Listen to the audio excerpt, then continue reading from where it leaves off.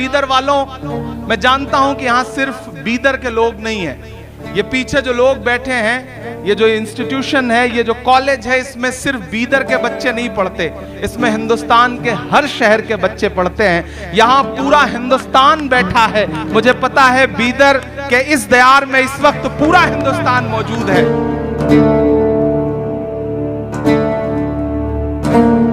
इस तरह हौसले आजमाया करो, इस तरह हौसले आजमाया करो, मुश्किलें देख कर मुस्कुराया करो, मुश्किलें देख कर मुस्कुराया करो।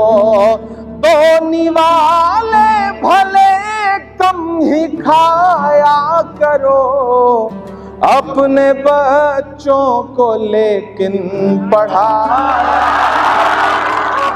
अपने बच्चों को लेकिन पढ़ाया करो।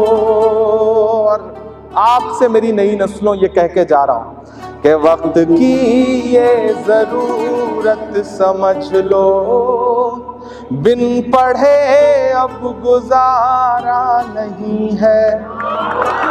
वक्त की ये जरूरत समझ लो, बिन पढ़े अब गुजारा नहीं है।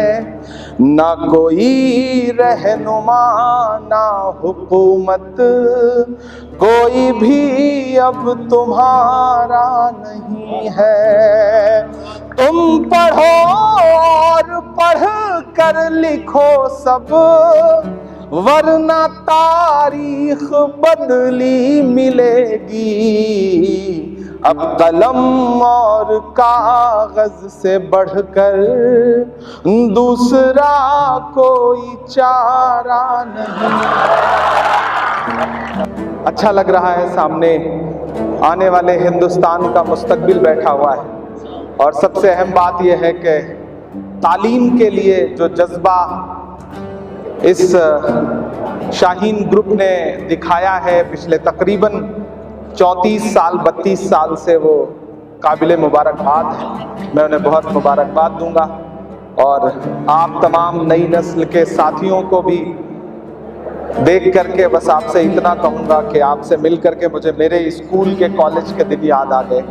मैं आपके वालिदैन को मुबारकबाद दूंगा कि उन्होंने आपको तालीम के लिए अपने अपने इलाकों से, अपने अपने घरों से, अपने अपने शहरों से निकाल करके एक अच्छे इंस्टीट्यूट तक पहुंचाया है। तो आपके कंधों पर माँ बाप की उम्मीदों के साथ साथ मिल्लत की उम्मीदों का भी बोझ है, समाज की उम्मीदों का भी बोझ है।